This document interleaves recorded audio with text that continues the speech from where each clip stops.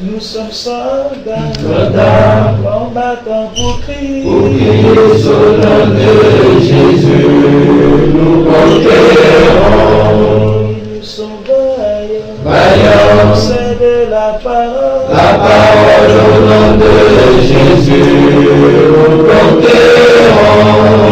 Nous sommes vaillants, Vaillants, ciblés à dessein au nom de Jésus, nous conquérons. Nous sommes vaillants, Vaillants, ciblés à dessein au nom de Jésus, nous conquérons. quels qu'ils soient les effets. Nous conquérons au nom de Jésus, nous conquérons. Quels qu'ils soient les menaces, Nous conquérons au nom de Jésus, nous conquérons. quels qu'ils soient les mensonges, Nous conquérons au nom de Jésus, nous conquérons. quels qu'ils soient l'adversité,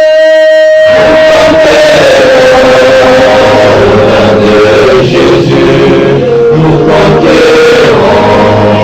nous sommes vaillants, cités à dessein Au nom de Jésus, nous conquérons.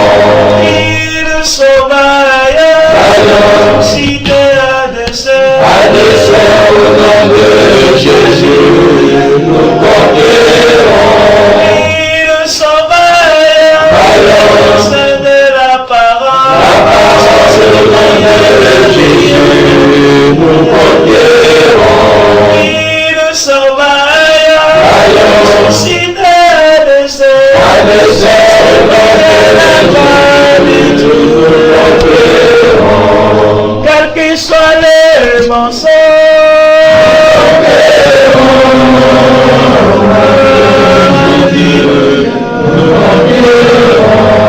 quels qu'ils soient les menaces,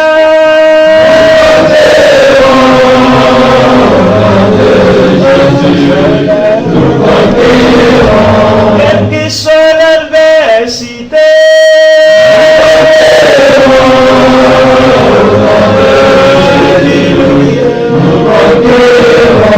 quelles qu'ils soient les persécutions,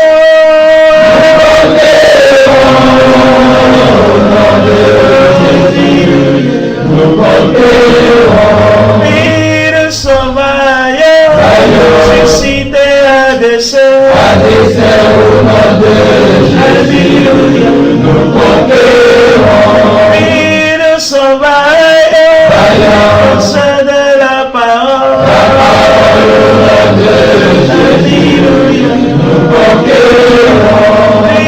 Nous sommes vaillants, suscités à dessein. Au nom de Jésus, nous conquérons. Nous sommes vaillants, suscités à dessein. Au nom de Jésus, nous conquérons.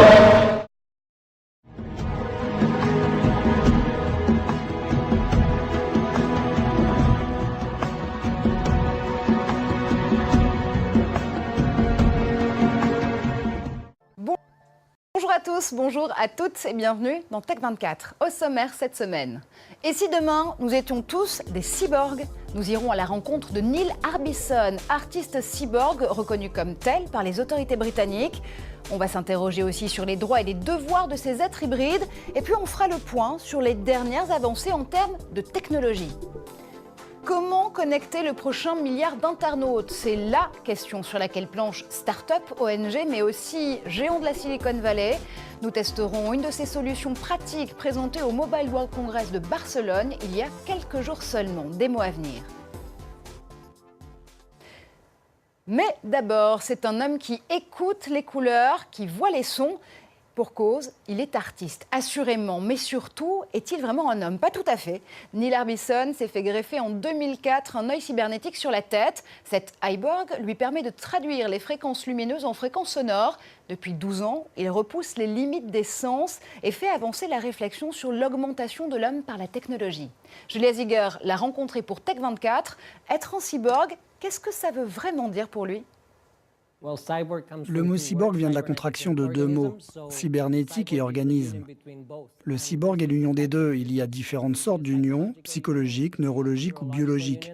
Dans mon cas, c'est biologique parce qu'il y a des éléments cybernétiques intégrés dans mon corps, mais aussi psychologiques, parce que le logiciel est relié à mon cerveau et parce que je sens que je suis un cyborg. Je m'identifie comme tel. Elle est aussi neurologique, parce que mon cerveau a été modifié suite à cette intégration. Donc en fait, vous êtes cette technologie. Oui, je suis technologie. Je n'ai pas l'impression d'utiliser ou de porter cette technologie. J'ai l'impression d'être la technologie.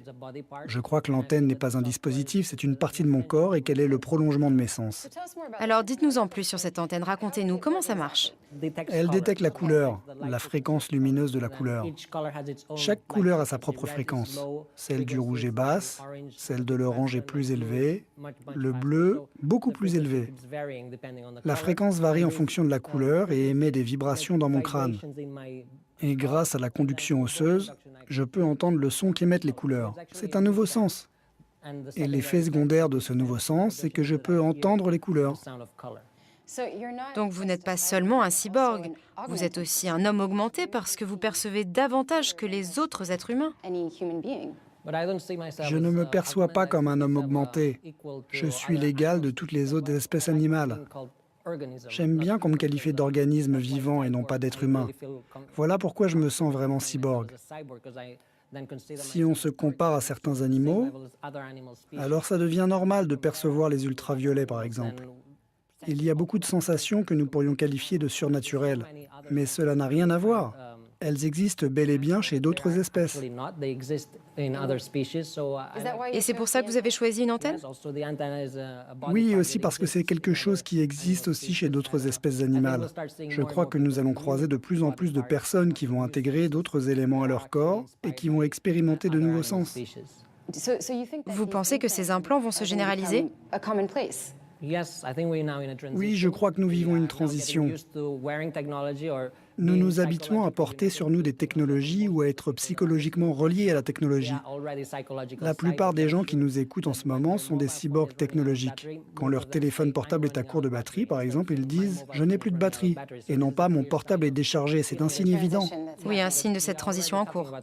Nous parlons de technologie à la première personne. Nous pensons déjà que nous sommes la technologie. Alors l'étape suivante, c'est que la génération qui est en train de grandir sera la technologie. Elle n'aura plus peur de faire corps avec toutes ces technologies que nous utilisons sans cesse. Et Harbisson possède d'ailleurs un passeport où il est reconnu comme cyborg en tant que tel, oui, par les autorités britanniques. Guillaume, vous nous avez rejoint. Merci. Les cyborgs sont-ils des citoyens à part entière? Est-ce qu'on peut le dire aujourd'hui? On imagine qu'il y a des droits et des devoirs à construire, à bâtir pour eux.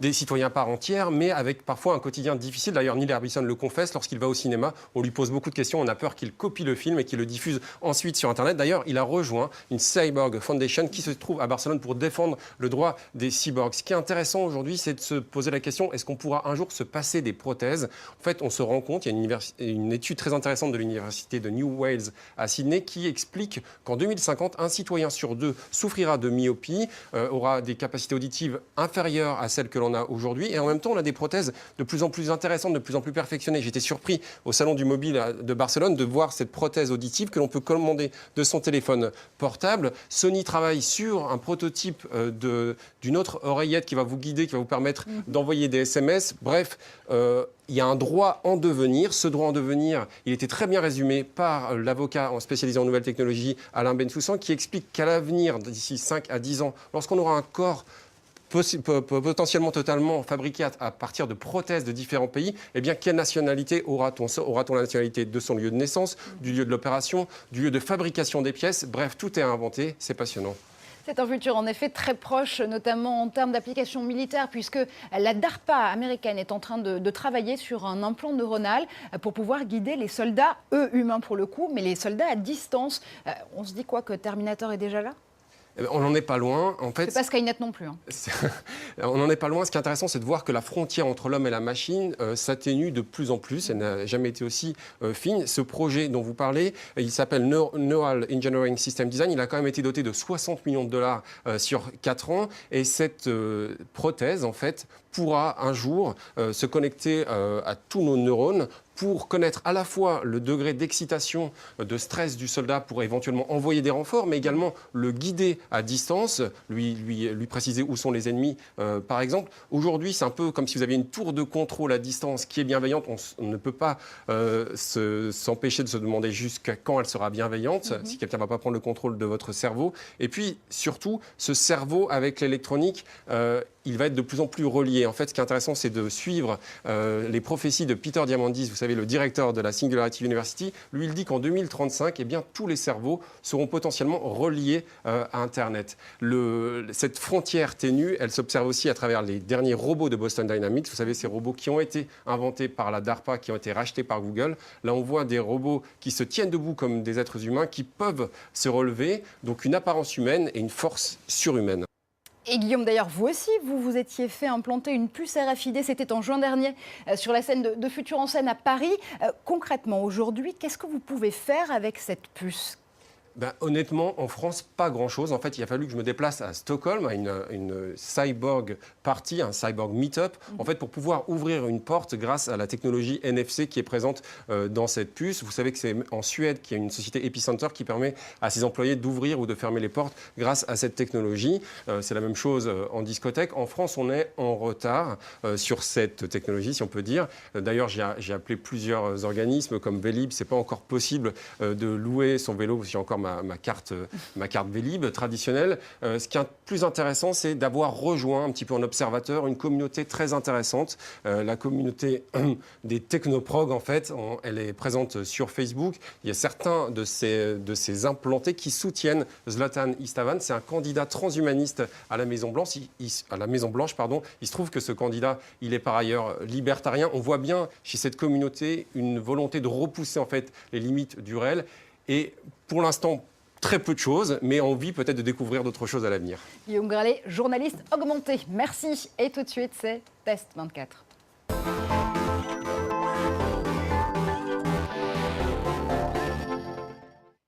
Il a fallu une vingtaine d'années pour connecter 2 milliards de personnes à Internet. Mais nous serons très bientôt plus de 4 milliards à devoir accéder au réseau.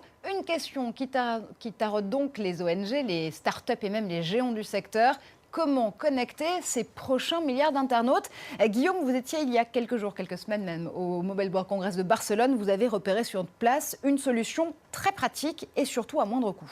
Oui, je suis tombé sur cette société californienne qui s'appelle Endless, qui a mis au point...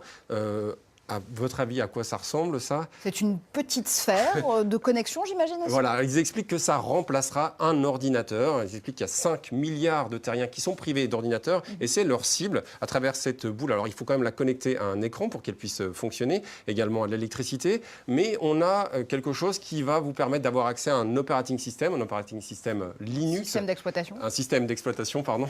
Et qui va vous donner accès également, donc pour cette somme, à des applications natives, c'est-à-dire à la fois le Wikipédia, mais également la Khan Academy. Donc, on va pouvoir prendre des cours en ligne. C'est une très bonne idée. Pour l'instant, il y a quand même quelques bémols, c'est-à-dire qu'il faut encore un câble Ethernet pour brancher ceci à Internet.